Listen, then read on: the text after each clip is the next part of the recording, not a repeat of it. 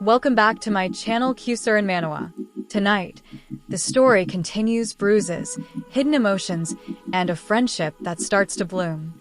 Let's dive into Chapter 7 of Tears on a Withered Flower. In the dimly lit convenience store, the fluorescent lights flickered, casting a sterile glow over the shelves stocked with snacks and drinks. Hasoo's breath caught in her throat as her eyes locked onto Teaha's face. It was a canvas of bruises and cuts, the aftermath of a battle she couldn't comprehend.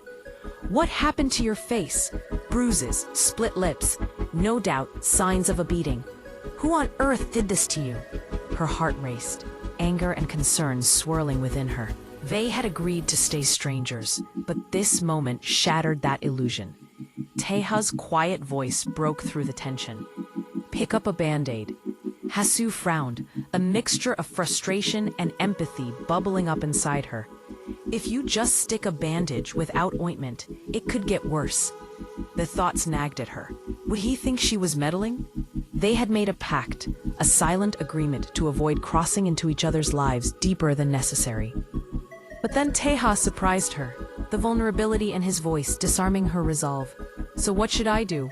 Please, teach me. In that moment, Hasoo blinked, taken aback by the strangely obedient tone he used. He was still so young, so lost.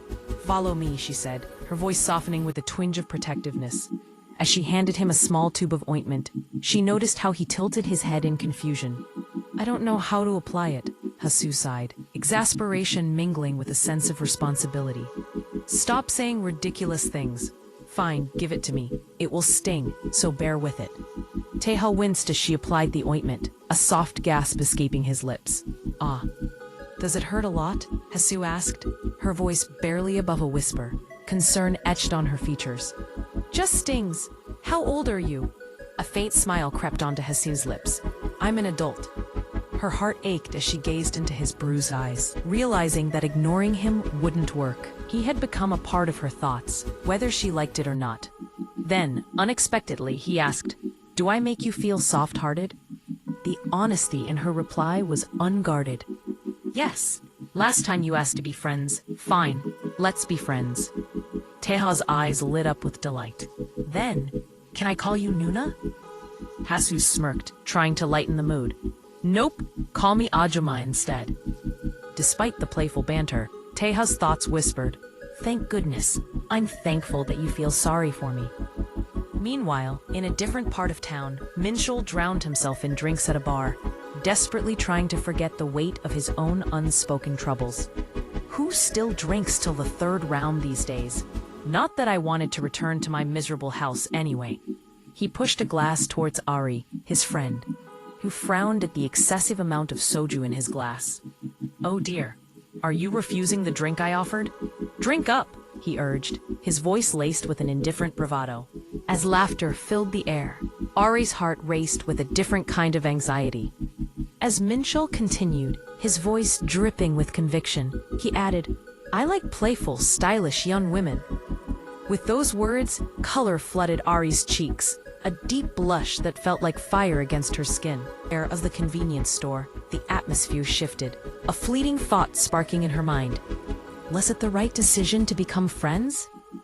As she stood there, her mind flickered back to Mincheol. He still hasn't responded, she sighed inwardly, the weight of anticipation heavy in her heart.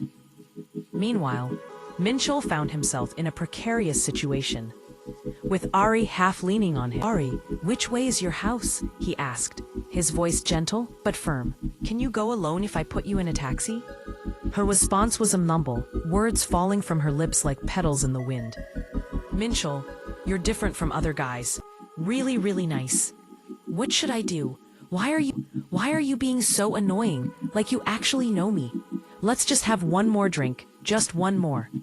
Mincheol looked down at her, a mixture of concern and amusement flickering in his eyes.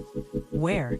And that's the end of Chapter 7. What do you think? Will Hasoo and Teaha's friendship turn into something deeper? And Ari, is she falling for Mincheol? Or is she just drunk? Drop your thoughts in the comments. I love reading them. Don't forget to like, share, and subscribe so you don't miss the next chapter.